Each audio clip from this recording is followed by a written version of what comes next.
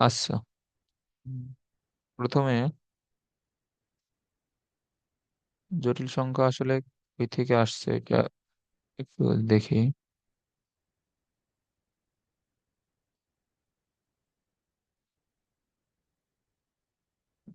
জটিল সংখ্যা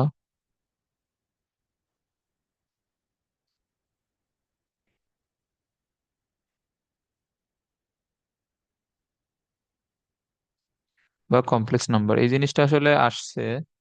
যেমন আমরা যদি এখানে ধরো যে x² - 4 আমি যদি লিখি, তাহলে x² = 4 পাওয়া যাবে, এবং এক্স এর মান কি হবে, +-2। এটা তো আমরা জানি যে এখান থেকে এটা পাওয়া যাবে। এখন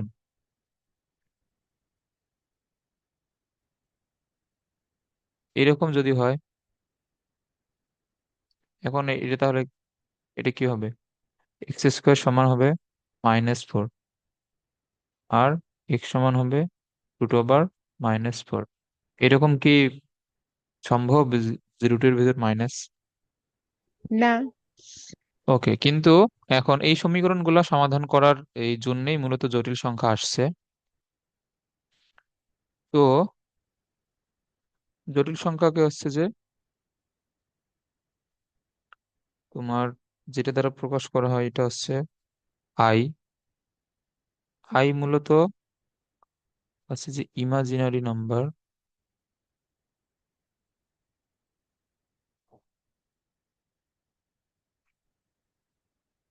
ওকে, এটা কিন্তু স্মল আই। আই হচ্ছে ইমাজিনারি নাম্বার বা তোমার কাল্পনিক সংখ্যা।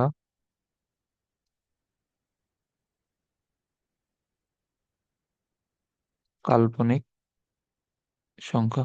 এখন এই টাইপের এই সমীকরণগুলো সমাধান করার জন্য, যে রুটের ভিতরে মাইনাস, এই টাইপের সমীকরণগুলো সমাধান করার জন্য এই আই কে নিয়ে আসা হয়েছে। ওকে, এখন আই সমান হচ্ছে তোমার i² = -1। এটা মুখস্থ রাখতে হবে যে i² এর মান -1। এখন আমি যদি এখানে এটাকে তো এইভাবে লিখতে পারি, -1 × 4 অবশ্যই লেখা যায়। আর -1 সমান কি, i² × 4। এখন রুট করলে এই কত হবে বলো তো, +-2i হবে না? হুম। ওকে, তো এই যে এই টাইপের সমীকরণগুলো সমাধান করার এই জন্যই মূলত ইমাজিনারি নাম্বার নিয়ে আসা হয়েছে। ওকে, এখন দেখো আমাদের জটিল সংখ্যার সাধারণ রূপ হচ্ছে, আচ্ছা একটু ধরো।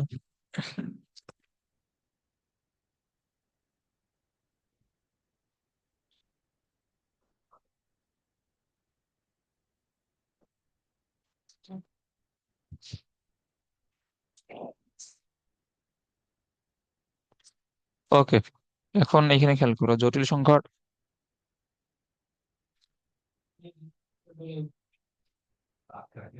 জটিল সংখ্যার সাধারণ রূপ।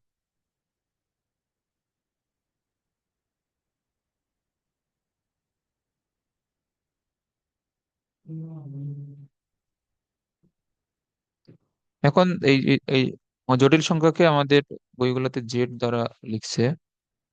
জেড হচ্ছে a+i × b, এটা হচ্ছে জটিল সংখ্যার সাধারণ রূপ। ওকে, এখন এই জটিল সংখ্যার মধ্যে দুইটা অংশ আছে। এটা হচ্ছে বাস্তব অংশ,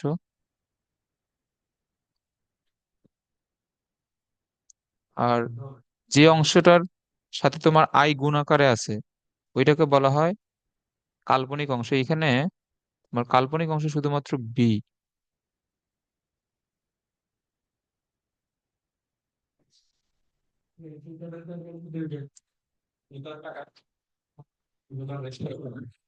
এখানে কাল্পনিক অংশ শুধুমাত্র কিন্তু বি, আর এই বাস্তব অংশ কত, এ না? এখানে বাস্তব অংশ শুধুমাত্র এ, আর কাল্পনিক অংশ শুধুমাত্র বি। আই কিন্তু তোমার কাল্পনিক সংখ্যা, আর হচ্ছে যে কাল্পনিক অংশ হচ্ছে যার সাথে আই গুণ আকারে থাকবে, ওইটা হচ্ছে কাল্পনিক অংশ। ওকে, এখন আমি যদি শুধুমাত্র 5 লিখি, এখন এখন আমরা এতদিন যতগুলো সংখ্যা শিখছি ওইগুলা সবই কিন্তু জটিল সংখ্যা। এখন 5 কিভাবে জটিল সংখ্যা বলো তো? আমি যদি এখানে +0 × i দেই, মানে এইখানে তোমার কাল্পনিক অংশ এই যে কত, এইখানে কাল্পনিক অংশ হচ্ছে 0।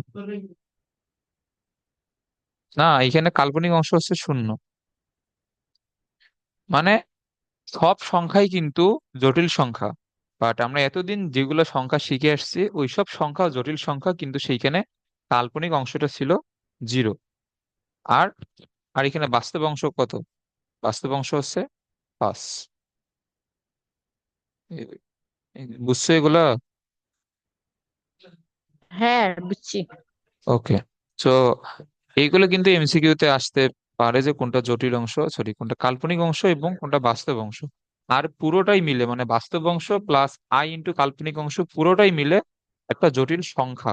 মানে জেড হচ্ছে একটা জটিল সংখ্যা, এবং জেড এর দুইটা পার্ট, একটা বাস্তব অংশ একটা কাল্পনিক অংশ। এই পুরোটা মিলে একটা জটিল সংখ্যা। যেমন আমি যদি এখানে লিখি যে 2 + 3i, এইখানে 2 + 3i, এই পুরোটাই একটা জটিল সংখ্যা। এই পুরোটাই জটিল সংখ্যা, শুধুমাত্র কিন্তু কিন্তু 3i জটিল সংখ্যা না।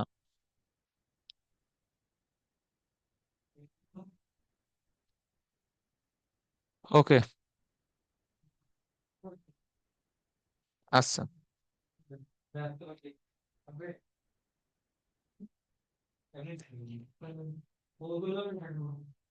এখন হচ্ছে যে আমাদের যেটা শিখতে হবে এটা হচ্ছে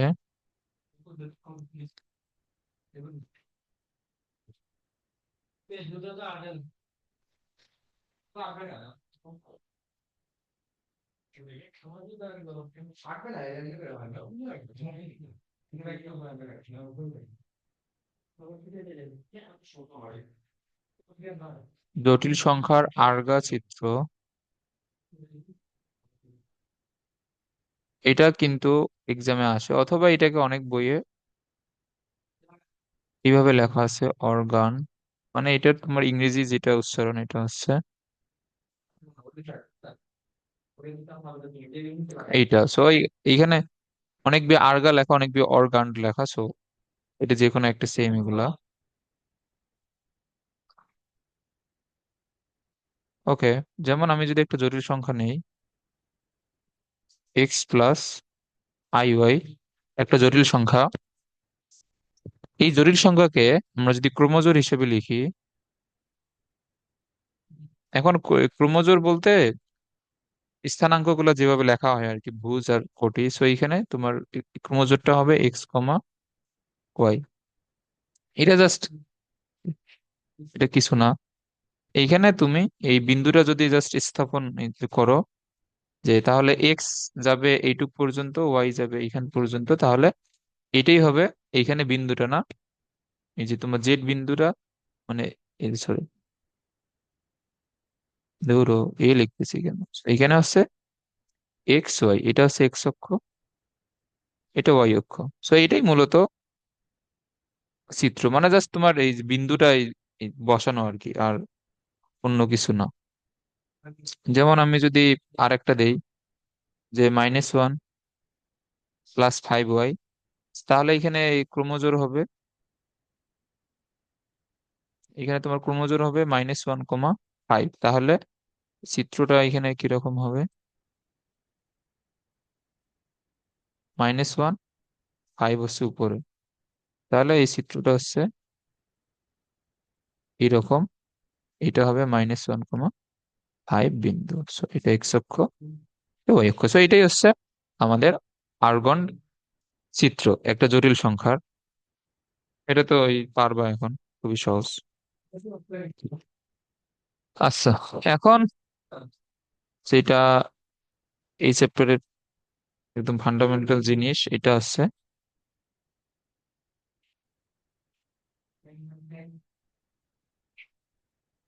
আই এর ঘাত। ওকে। i² সমান কত ছিল? -1। হ্যাঁ, এগুলো সাথে সাথে লিখে নিবা। ওকে, i² সমান -1। ওকে। এখন তাহলে আই সমান কি হচ্ছে, √(-1) না? আই সমান √(-1)। ওকে, এখন আমি যদি আই কিউব লিখি, আই কিউব সমান কি হবে? আই ইন্টু আই স্কোয়ার লেখা যায় অবশ্যই। এখন আই স্কোয়ারের মান হচ্ছে -1, তাহলে আই কিউবের মান কত? -i না? আই কিউবের মান হ্যাঁ। হুম। আই কিউবের মান হচ্ছে -i।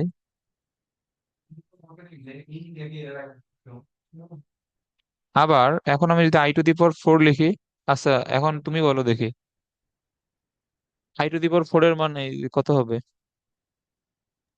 আই।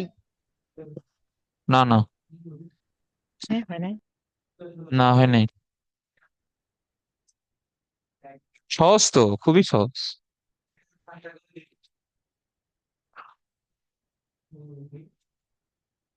এটা বুঝতেছো না? i⁴ কে কি লেখা যায়? i² × i²। এটার মান কত হবে? i² এর মান কত? -1। হ্যাঁ, তো -1 × -1, এটা তাহলে কত হবে? 1 হবে না? হুম। ওকে, তাহলে i⁴ এর মান 1, এইটাও অবশ্যই মুখস্থ রাখতে হবে, এবং এইটাই সবচেয়ে বেশি লাগে এই চ্যাপ্টারে, যে i⁴ এর মান 1।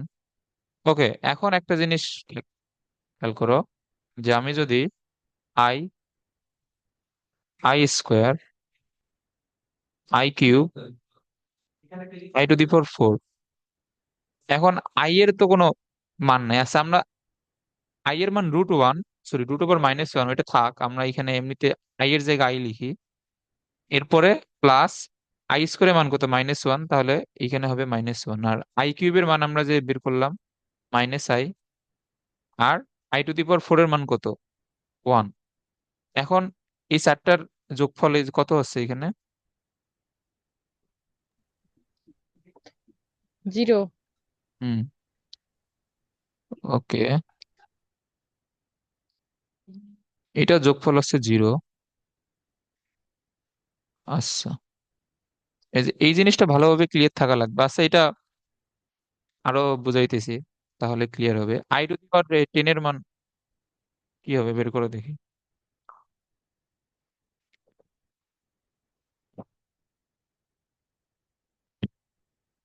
এটা কি হবে?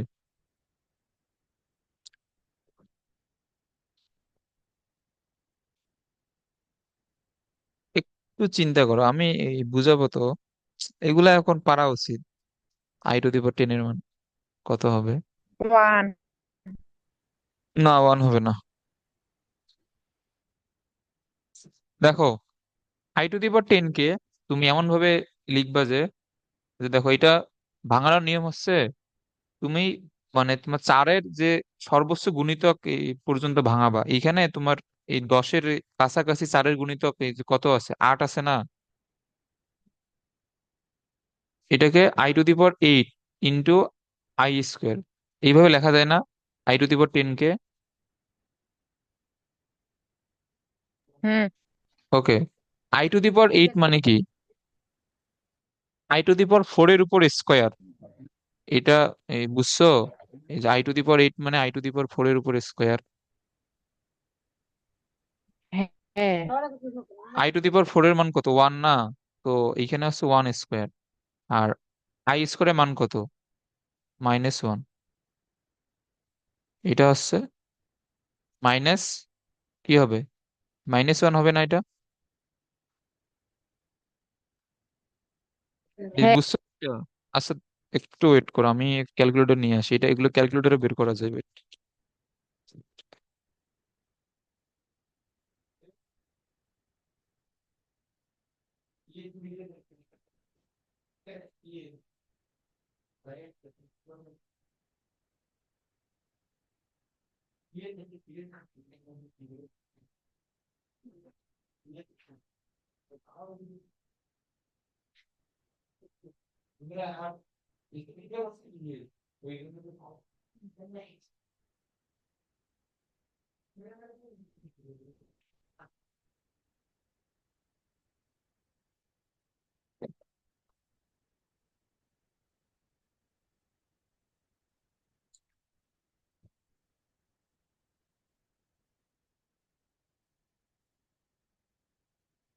সেই।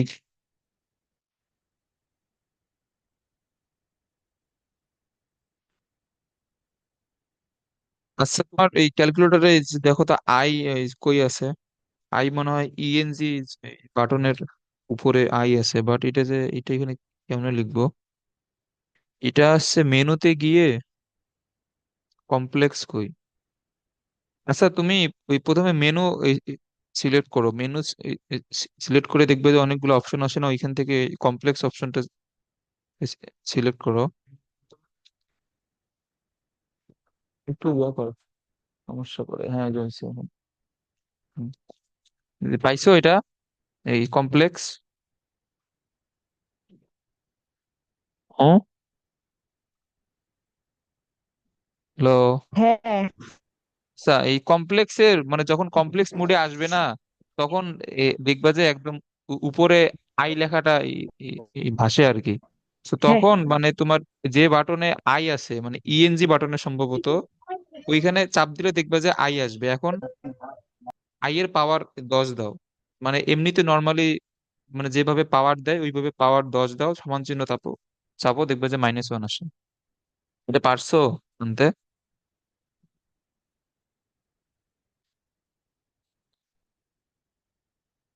হুম। না, না, আচ্ছা, মানে আমি বললাম যে প্রথমে কমপ্লেক্স মোডে নিয়ে যাও আসে মেনু নাই শেপে। তো। তুমি কমপ্লেক্স মোডে নিয়ে গেছো এই যে এই মেনু শেপে? হ্যাঁ, আনছি তো। তারপরে হ্যাঁ, আই যে বাটনটাতে আছে সেই বাটনটা চাপ দিলে তো আই তো তোমার আসে স্ক্রিনে, এই ক্যালকুলেটরের স্ক্রিনে হ্যাঁ, আই আসছে। তারপরে পাওয়ার 10 দাও, আসছে মানে তো। হ্যাঁ, এখন পাওয়ার 10 দেওয়ার পর সমান চিহ্ন চাপো, দেখবো যে -1 তো আসে।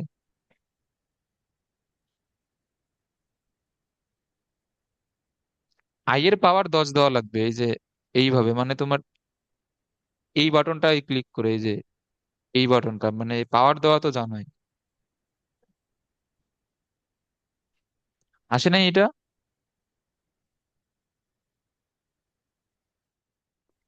না আসে। Math error. ম্যাথ এরর কেন দেখাবে? তুমি হয়তো কমপ্লেক্স মোডে নিয়ে যাও নাই তাহলে। কমপ্লেক্স মোডে নিয়ে গিয়ে, আচ্ছা, আই কি আসে এই যে ই- তোমার ক্যালকুলেটরে আই কি আসে স্ক্রিনে? হ্যাঁ, আসে। তো এর হ্যাঁ, পাওয়ার এখন 10 দাও, এর পাওয়ার 10 দিয়ে তারপর সমান চিহ্ন চাপো, দেখবে যে -1 আসবে। এটা আসছে এখন?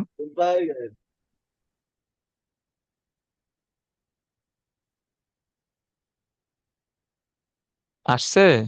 আচ্ছা, না আসলে সমস্যা নেই, এটা আমি নেক্সট দিন তোমার যেটা ক্যালকুলেটর ওইটা এখন নিয়ে আসবো, ওইটা এসে ওই দিন শিখাবো। এখন আমার কাছে অন্য ক্যালকুলেটর তো, বাট ফাংশন তো একই। আচ্ছা, এইখানে খেয়াল করো, এটা এটা আগে আমরা এমনিতে শিখি, তারপরে এই ক্যালকুলেটরও তো শেখা লাগবে, আমি শিখাবো এখন ওই ক্যালকুলেটর নিয়ে এসে। ওকে। তো এটার i টু দি পাওয়ার 10 এর মান যে -1 সেটা আশা করি বুঝছো। i টু দি পাওয়ার 11 মান কত হবে বলো তো? এটা তো আরো সহজ, মানে আমরা যেহেতু আগে i টু দি পাওয়ার 10 এর মান বের করছি, 11কে কত লিখতে পারবো? i two the power 10 into I না?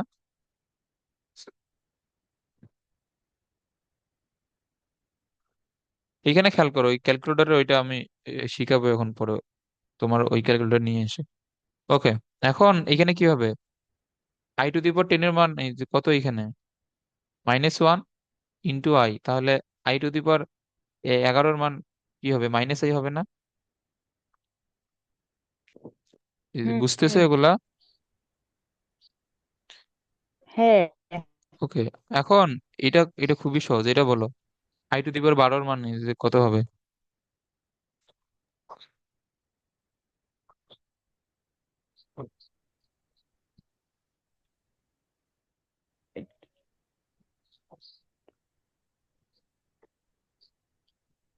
এগুলো পারা উচিত এখন, সহজ জিনিস।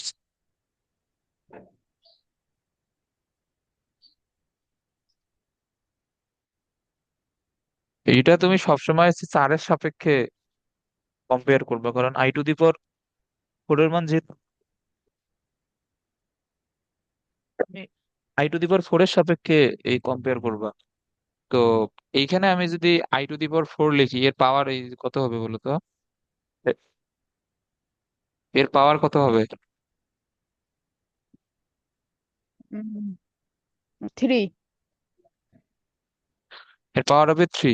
হ্যাঁ, তাহলে এখানে হবে ওয়ান হবে না? ওয়ান এর কিউব, তাহলে এটা কত হবে? ওয়ান হবে। হ্যাঁ। ওকে, এখন আই টু দি পাওয়ার তেরোর মান কি হবে বলো দেখি।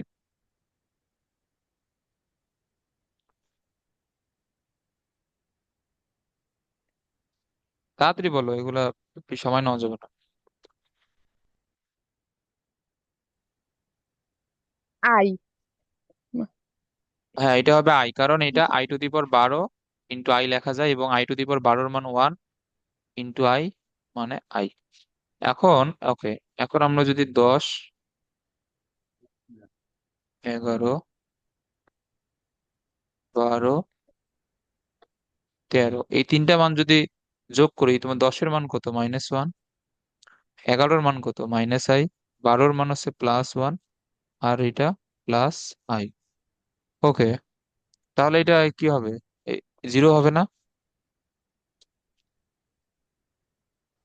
হ্যাঁ। হুম। ওকে, এটা আশা করি এটা বুঝছো। আচ্ছা, এখন যদি আমি এখানে আর একটা দেই, আচ্ছা এটা এই জায়গাতে দিই যেহেতু জায়গা আছে। আই টু দি পাওয়ার 20, এটার মানে কত হবে বলো তো? হুম। এইটা ওয়ান। হ্যাঁ, এটা ওয়ান। এখন এটা আশা করি বুঝছো যে কখন ওয়ান হচ্ছে, পাওয়ার যদি চারের গুণিতক হয় তখন ওয়ান হবে কিন্তু। তাহলে আই টু দি পাওয়ার 100 কত হবে? I to the power 100, one. হ্যাঁ ওয়ান হবে, মানে যদি চারের গুণিতক হয় তাহলে কিন্তু ওয়ান হবে, কারণ তোমার চারের যদি যে কোনো গুণিতক হয় তুমি কি লিখতে পারবা? I to the power four, power যদি 100 হয় তাহলে এখানে এই 25 গুণ হবে। না, এটা তো 25 গুণ হবে। I to the power four এর মান ওয়ান, এর পাওয়ার আমার যতই থাক, 25 থাক আর 1000 থাক, এটা তো আলটিমেটলি ওয়ানই হবে না? মানে আই এর পাওয়ার যদি ফোর এর গুণিতক থাকে তাহলে সেটা হচ্ছে ওয়ান। আচ্ছা, এখন আর তোমার যত বড় পাওয়ারই দেখ না কেন, এখন ধরো যে তোমার পাওয়ার দিল 99, এখন তুমি এটাকে কার সাথে কম্পেয়ার করবা? এর সবচেয়ে নিকটবর্তী এবং ছোট যেটা চারের গুণিতক, এর নিকটবর্তী ছোট চারের গুণিতক হচ্ছে 96। 96 না, এর নিকটবর্তী এবং চারের গুণিতক 96। আর এখানে যদি 96 হয়, এখানে কত হবে? থ্রি হবে। আর 96 যদি চারের গুণিতক, এটা হচ্ছে ওয়ান, এটা তো বুঝলাম। আর আই কিউবের এই মান কত? আমরা তো এই বের করে তো আসছি। আই কিউবের মান কত? মাইনাস আই না? হুম। ওকে, তাহলে আই টু দি পাওয়ার 99, এটা তাহলে কি হচ্ছে? Minus I. এই যে সহজ। এখন এগুলা এই বের করতে পারবা, যে কোনো মান এখানে দিক না কেন বের করতে তো পারবা আশা হুম। করি। ওকে, এখন 21 কি হবে বলো? 21, i to the power 21,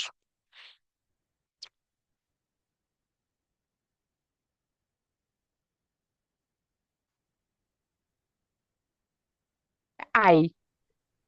i to the power 21 হবে আই, হ্যাঁ। 22,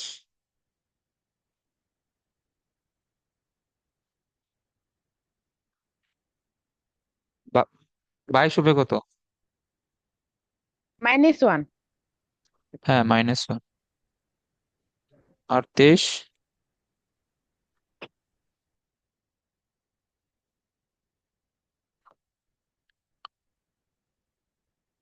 এটা হবে মাইনাস আই। হ্যাঁ এটা মাইনাস আই। তাহলে এই তিনটা,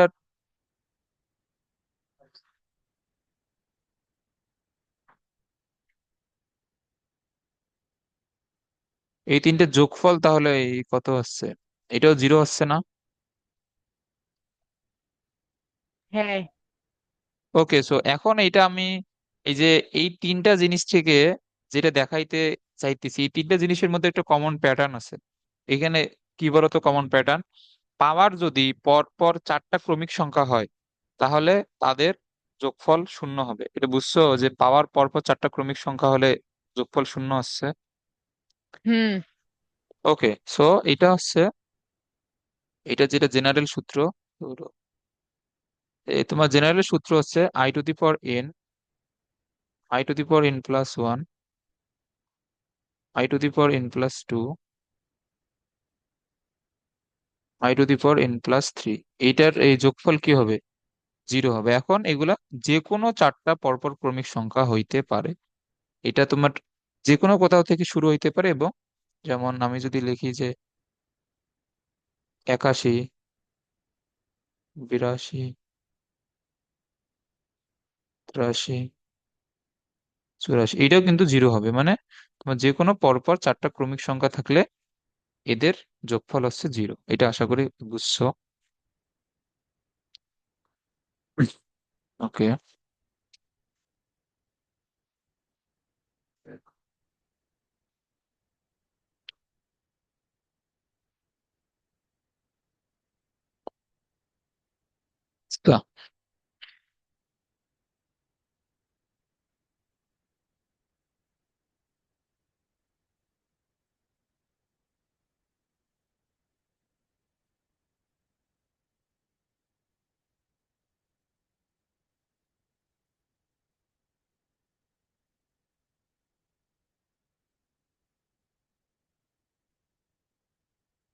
এটা হচ্ছে জটিল সংখ্যার মডুলাস এবং আর্গুমেন্ট।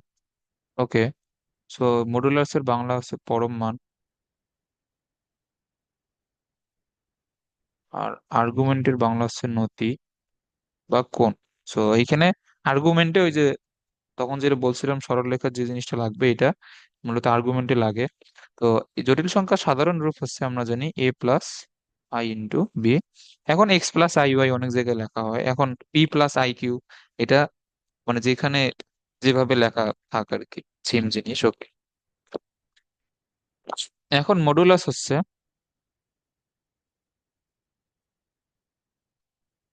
মডুলাসকে আর দ্বারা প্রকাশ করা হয়।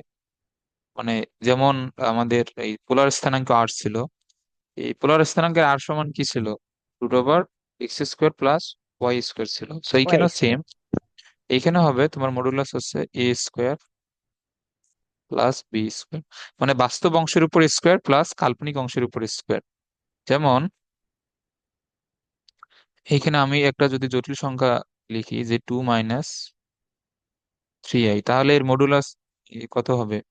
এর মডুলাস হবে 2² প্লাস, এর কাল্পনিক অংশ কোনটা? -3, কিন্তু পুরোটাই, সো -3 উপর স্কোয়ার। তাহলে এটা হবে 4 + 9, 13।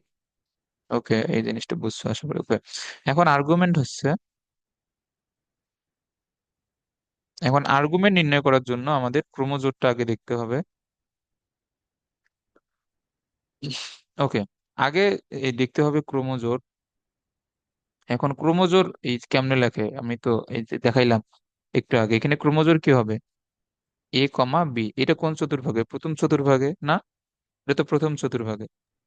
তাহলে হুম এর আর্গুমেন্ট বা নতি বা কোণ, এর এই থিটা সমান কি হবে? tan−1 y/ টেন x না? ইনভার্স। এখানে হবে b হুম বাই a। মানে ওইখানে ছিল y/x, এইখানে কি হবে? b/a হবে। হুম ওকে, এইটা হচ্ছে, এটা কোন চতুর্ভাগের জন্য? এটা তোমার প্রথম চতুর্ভাগের জন্য। আর আর দ্বিতীয় চতুর্ভাগের জন্য কি হয়? π - tan−1 b/a। হ্যাঁ, ওকে, এগুলো সব সেম এইখানে। তাহলে এটা যদি তোমার দ্বিতীয় চতুর্ভাগে যায়, তো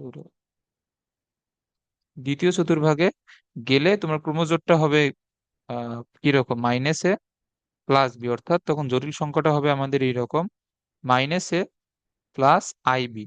তখন জটিল সংখ্যাটা এরকম হবে না যদি দ্বিতীয় চতুর্ভাগে যায়। ওকে, তখন মডুলাস কিন্তু সেম থাকবে।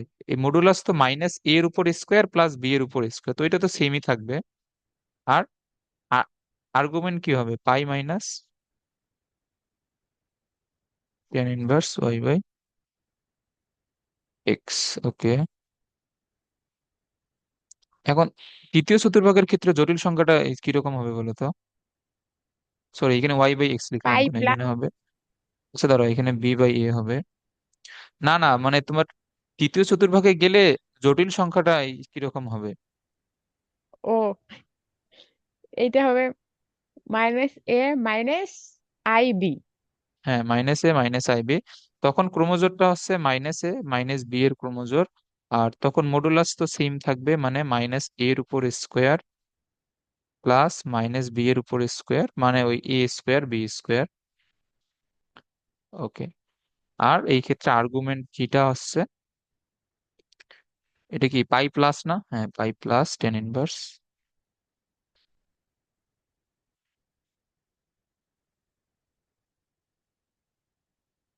B by A. আর এর ক্ষেত্রে কি হয়, চতুর্থ চতুর্ভাগ,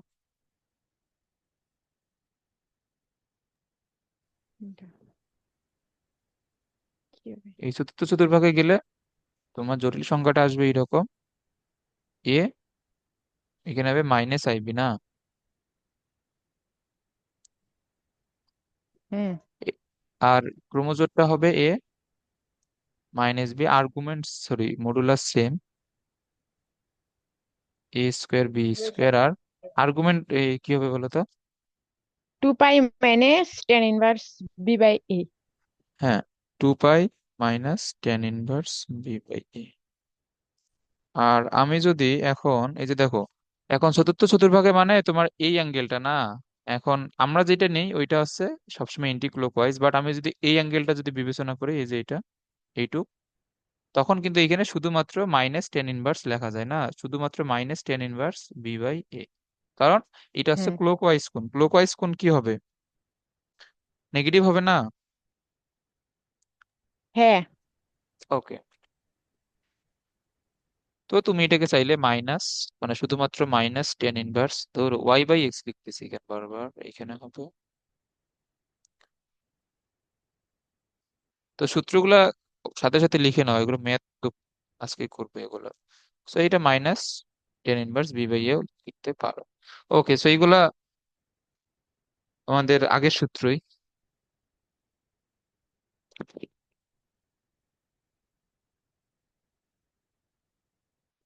আচ্ছা।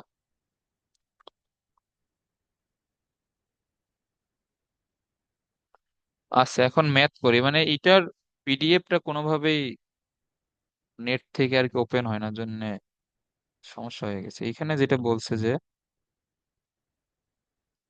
ওয়ান প্লাস আই এর মডুলাস আর আর্গুমেন্ট নির্ণয় করো। ওকে, এটা এইটা প্রশ্নে বলছে। আচ্ছা, তো এখন এইখানে ওয়ান প্লাস আই, সো মডুলাসকে এই যে মডুলাস অফ জেড দ্বারা লেখা হয়, মানে তোমার যে জটিল সংখ্যাটা থাকবে তার মডুলাস। তো এখানে মডুলাস কি হবে, অথবা তুমি আর দিয়েও লিখতে পারো, কোনো সমস্যা নাই। এটা এটা কি হবে, one square plus one square হবে, তার মানে এটা কত, রুট 2। টু। আর এইখানে এটা হচ্ছে, আচ্ছা, আর্গুমেন্টকে আরো একভাবে লেখা হয়, এটা হচ্ছে এই যে এ আর জি অফ জেড, এটাকে এইভাবে লেখা হয় আর্গুমেন্ট অফ জেড, অথবা এটাকে তুমি শুধুমাত্র থিটাও লিখতে পারো। তো এটা সমান হবে, যেহেতু প্রথম চতুর্ভাগে, so one by one, so এটা হবে কত, পাই বাই ফোর বা 45 ডিগ্রি, টেন ইনভার্স ওয়ান এর মান, খুবই সিম্পল ম্যাথ। আচ্ছা। ওকে।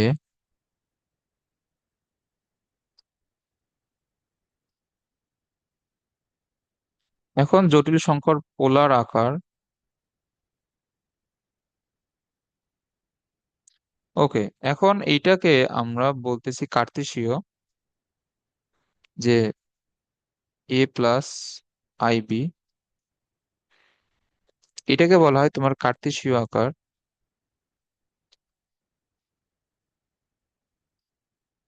আচ্ছা ধরো এখানে আমি এক্স প্লাস আই ওয়াই লিখি, তাহলে এ, সরলরেখার সাথে এটা বুঝতে সুবিধা হবে। Okay, Z is equal to X plus i Y, এটা হচ্ছে কার্তেশীয় আকার।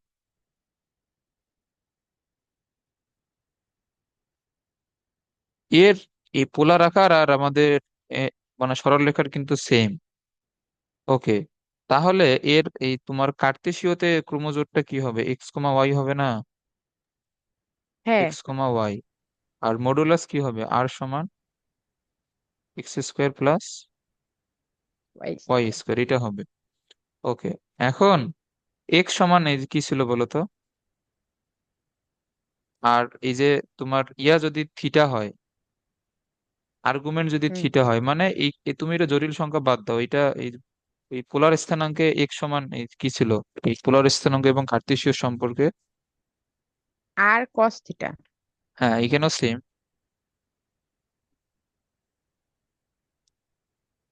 আর ওয়াই সমান ছিল আর সাইন থিটা। তো এখন পোলার আকারের জটিল সংখ্যাটা কি হবে? আহ, এটা কি হবে, এক্স এর জায়গায় আর কস থিটা, আই, ওয়াই এর জায়গায় কত, আর সাইন থিটা। এটাই মূলত পোলার আকার, এখানে তেমন বেশি কিছু নাই।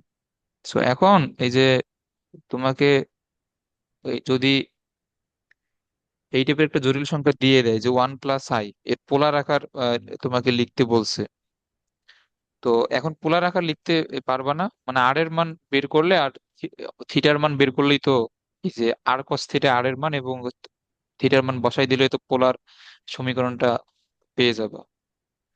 পারবা না হুম। এটা? সহজ জিনিস, পারবো। আমরা ম্যাথ করব, তো সমস্যা নাই।